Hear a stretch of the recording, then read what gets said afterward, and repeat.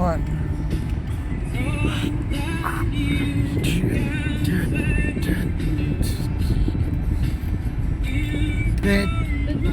This is another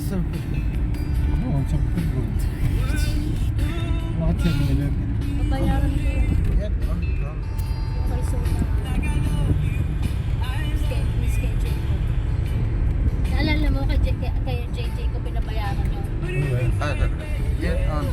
Bayad sa reservation. Yung sa asasino. Yun na yung bayad ko. Ha? Sabihin mo kasi yan, sabi ko Yung passport. Ayun. Di ba nagpa-schedule ako, babayaran na pala yun. Hindi yun doon babayaran sa akin. Bali ba, wala na akong bayaran. Kasi hindi ko... Basta sa akin, doon ang bayad. Eh, doon, di ka naman nagawa sa appointment eh. Pag-appointment, binabayaran na. Doon ang babayaran ko na lang yung courier pag pinadeliver. Kasi dito, walang option. Ang may option na courier tsaka pick up pagka debit card. Kaso ayaw mag-proceed. Sabi niya, please choose courier. Eh, wala naman lumalabas.